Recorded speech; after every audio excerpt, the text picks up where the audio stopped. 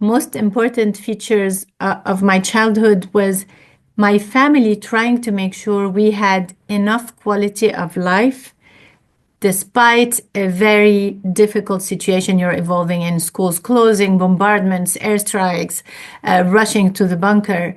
And quality of life is relative, but in situations of climate disasters or armed conflict, it's the most important aspect for children to make sure they have those little things.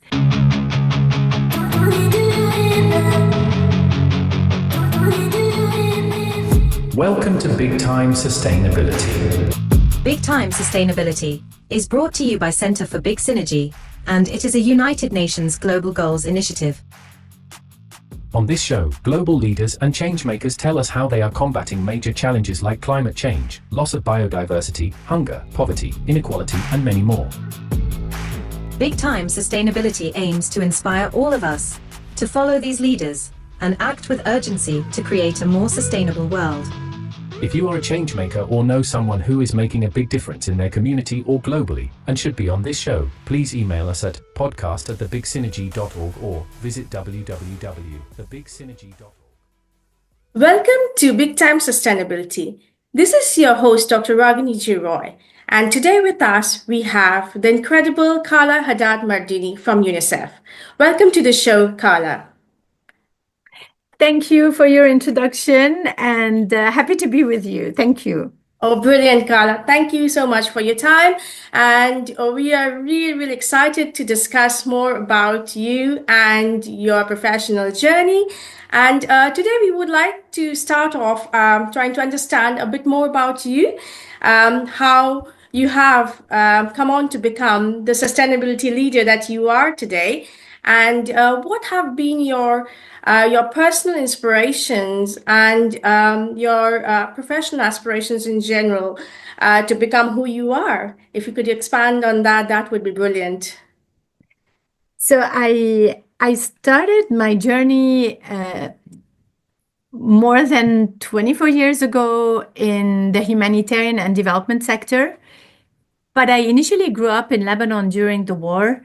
And those years of my childhood were quite formative. It was a period where we didn't necessarily talk about the environment, sustainability. So we're talking the 80s, and the priority was surviving the armed conflict, making sure you had access to education, to safety, to water and sanitation. And I remember that at the time, and it stuck with me, it's still in my brain, people would say, well, the environment is not a priority. Right now we have other priorities. And it's only over time that around us, people started connecting the dots, that there is an intimate link also between armed conflict and access to resources, environment and climate. And today it's a no-brainer. But there was a hierarchy of priorities at the time, and it stayed with me. And I think we've outsmarted that today. But growing up in Lebanon, I think one of the most important features of my childhood was my family trying to make sure we had enough quality of life despite a very difficult situation you're evolving in, schools closing, bombardments, airstrikes, rushing to the bunker. And quality of life is relative, but in situations of climate disasters or armed conflict, it's the most important aspect for children to make sure they have those little things that seem very not important. And when partners and donors come and say, but my contribution does not make a real difference, I can testify it does make a difference. For any child to get those little things, to be able to study on the move, to be able to access health nutrition, despite a very complex situation on the ground, is massive for their growth, their development, and their survival, so that we can ensure a better future for them. So I evolved in that type of environment as a child. Yeah, as you rightly said, when there's war and there's climate crisis, I think children's rights are most the first thing that is violated. And as you said, the small things that we take for granted, like food, water, education, family, that just goes out of the window because we have a bigger crisis to deal with. And I think, and it's really inspirational that that is what I think motivated you to become who you are. And I think that's really important for our viewers to understand that, what we face is finally what we deal with, and then we produce who we are at the end. And that's truly, truly inspirational. So, in your current role, Carla, I think you are dealing with some of the biggest challenges in your role. So, what are those, and what do you think are the changes that are badly needed? So, in the current role, the work is around engaging the private sector beyond just funding and income to our programs, whether it's in an armed conflict situation or in a natural disaster or in both, because they're more and more compounded these days. They happen, they have no boundaries, and they can overlap and create situations that are very difficult for the populations on the ground. So my role now with the teams is to really bring the private sector on board, not just as a donor or funder, but as a partner. And as a partner that is willing to invest in programs that can make a sustainable difference. So back to also having evolved in a war environment as a child, I could see very often the Band-Aid operations. You come, you fix it, and then it collapses again. Or you do very quick relief operations, and then the problem comes back again, and it's vicious cycles. And I think today UNICEF's strategy is from the first minutes of a humanitarian emergency, whether it's a climate-related emergency, climate-induced, or an armed conflict or armed violence, that we plant the seeds of development from the very early stages, because the boundaries and the spectrum is not linear. It's not like you have an emergency, then you have early recovery, then you have development, and then you have a climate crisis. Yeah. They overlap, and we need to have a very holistic approach to that.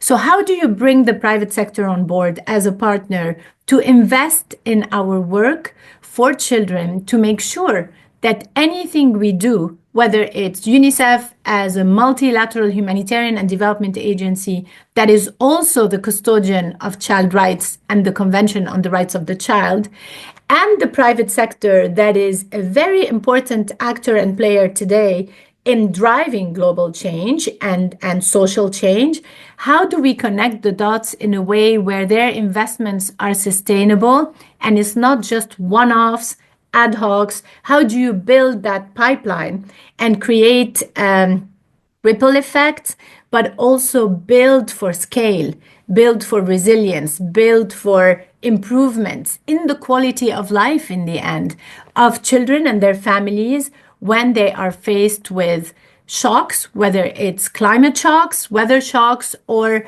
a developing situation in terms of a war or a conflict. And I think this is the most interesting conversation, because the private sector has stepped up since the pandemic and the war in Ukraine. Something happened, I call it the tectonic shift, where the private sector suddenly came forward and said, how can we help in the most sustainable way and the most conducive way? And this allowed for amazing conversations to happen, where we have tried to impress on them that they need to have a child-sensitive lens in their value chains and in their supply chains, because the private sector does have a huge impact in the areas where we work. Yeah, that's a very important thing, because since the pandemic, we have seen a huge shift as well, because people have understood that profits is not all, and there is much more to it, and the value system around us need to change very much so, and how we support each other is so much so crucial. So, however, we've also seen that we all have to work a bit more harder to ensure that we can engage the private sector more. So do you find that in some cases, depending on which all cases you're dealing with, as well as instances, which sectors engage more? Is it more the FMCG or the other sectors like energy sectors? Which sectors you deal with more and are more supportive towards your projects? So in a way, we are sector agnostic and industry agnostic because we want to engage across industries.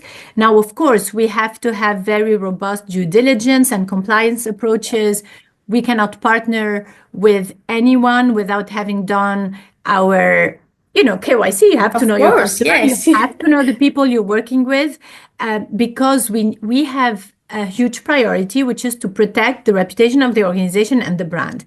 And one of the areas that is very interesting that is developing now in our conversations with the private sector, when I say private sector, I mean corporates, businesses, enterprises, big institutional foundations, family offices, global philanthropy. Yeah.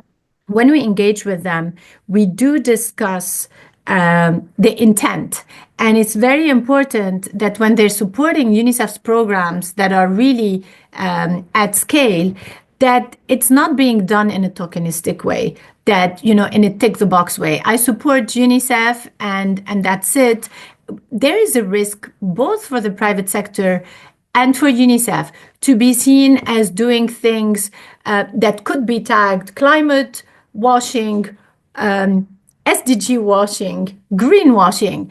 And honestly, we need to be careful. Perception matters. And when we engage with the private sector, if it's really coming from a place of driving change, you can have those difficult conversations. So if, for example, you're engaging with the energy sector and they only want to fund your climate programs, we will have a conversation and say, you could be interested in education or in vaccination, immunization, and other things, because there is a risk of being seen as, just doing that part to kind of build a good conscience, keep on doing whatever you're doing. So we do have a conversation that goes beyond funding, which is about business practices of the companies we discuss with. We're not their watchdog, but we can influence the way they do business to make sure they are sensitized to the needs of children and to the impacts on children if they were to ignore some of the aspects that are critical today. And this is really beyond child labor. We tend to think it's just child labor. Everything a business does has knock-on effects on the well-being and future of children. And we need to have that very strong conversation and link it to the SDGs. Because today, the only common grammar we have that is agreed upon by everyone and that is a platform for action, whether it's for nutrition, climate change, and accelerating our work there, it's the 17 SDGs. And the number 17 is critical. It's about partnerships. And partnerships are about intentionality and not doing it in a tokenistic way. It's really about building for scale and for impact to really improve the lives of children. And there are many great examples I can share with you. Oh, brilliant. Definitely, we would love to know a bit more about that going forward.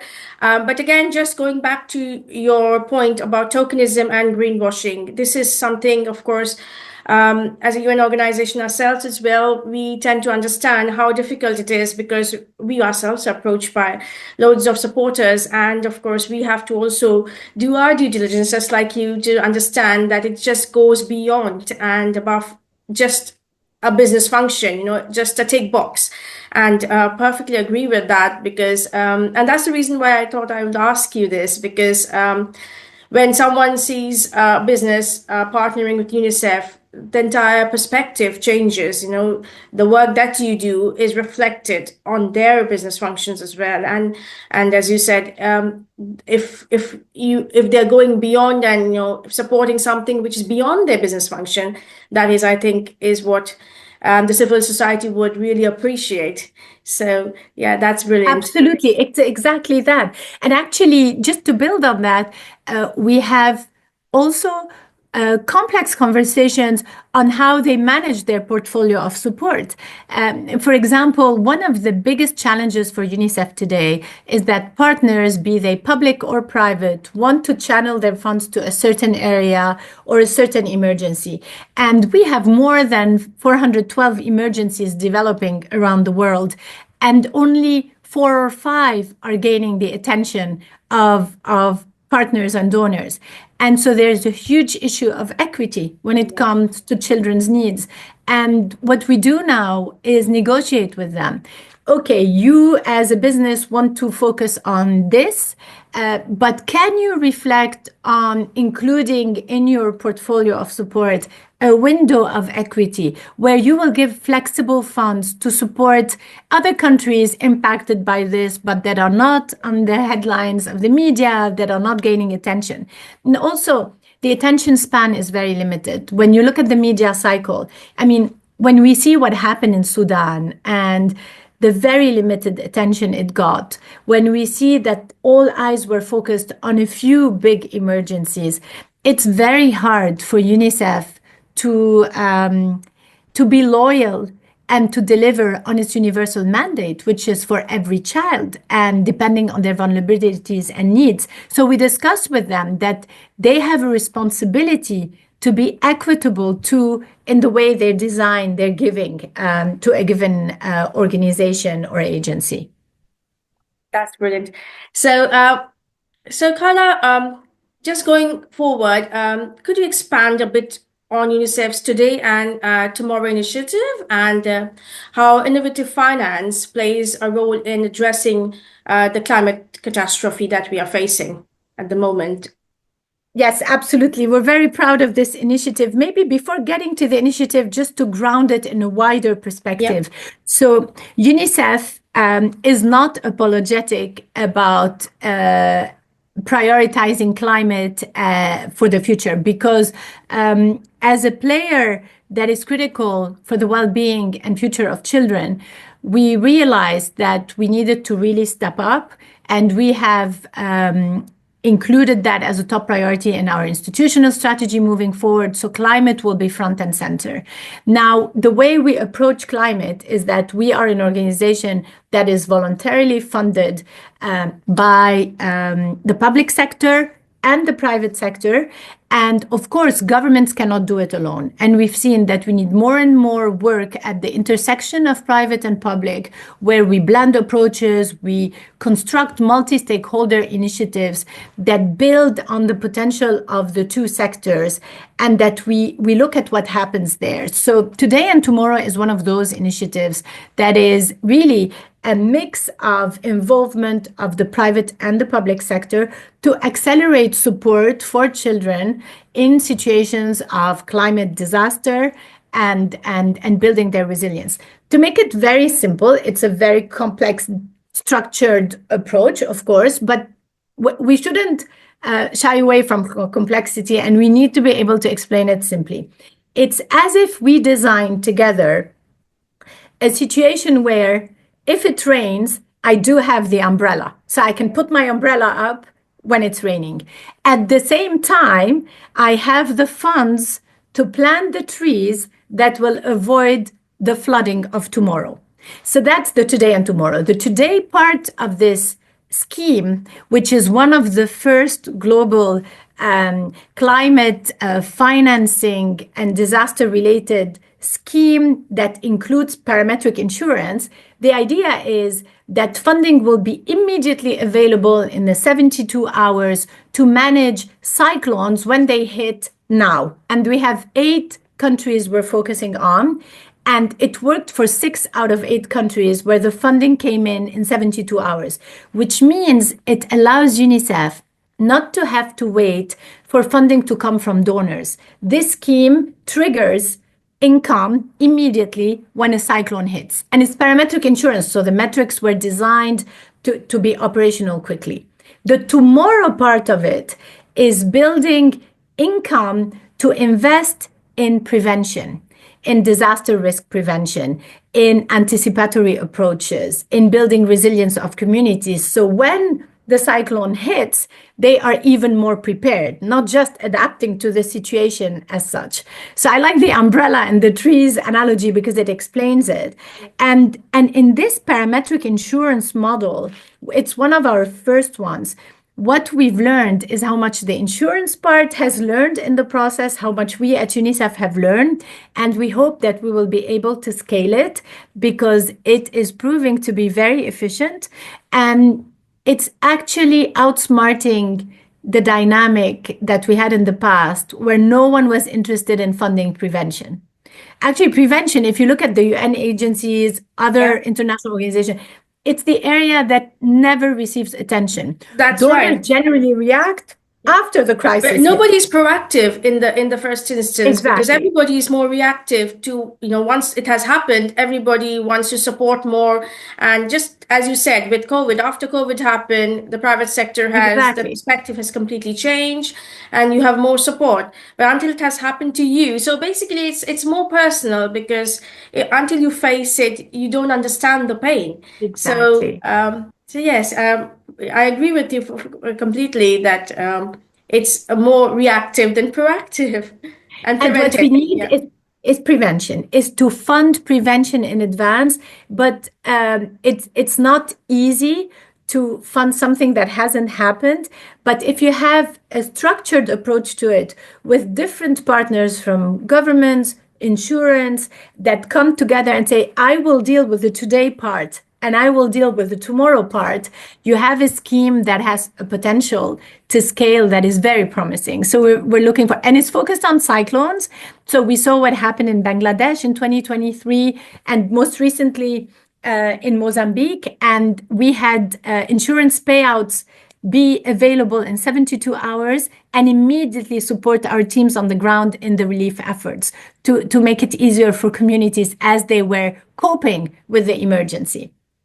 So with this, just going from where you mentioned about the proactive approach of the entire community, our society in general, are you finding a lot of support for the tomorrow side of the project now? Are more organizations coming on that side? Because we are already looking at more than 1 billion children being displaced due to the climate crisis, and there is more to happen as we go forward with what we see. So are you getting that support? Are people more interested in doing more to resolve this matter?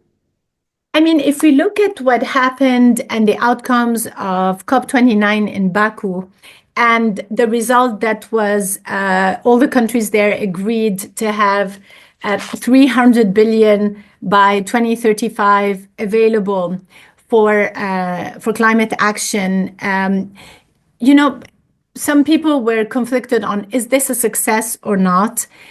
I tend to be optimistic, and I think even if we were all ambitioning for more funds to be available, it is what it is, and it is a win. I think we need to build on it. And the Today and Tomorrow initiative is one innovative scheme of approaching it, but we need to build on more approaches that are scalable across private and public to make these 300 billion multiply and create more impact for children. So I think as we gear up for COP30, we need to also prove that some startup initiatives or inaugural projects have really yielded good results, and that garners support to scale them globally. Yeah. And for example, the Today and Tomorrow initiative is focused on cyclones. We could think of it focusing on other disaster situations and scale it.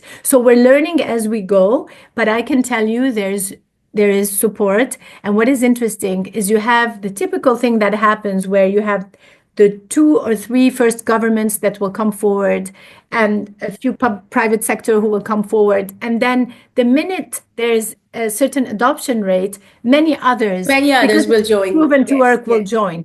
So we need to admit that you have to start somewhere with the early adopters and then prove that it works. And if it doesn't work, to drop it and to quickly shift to another scheme.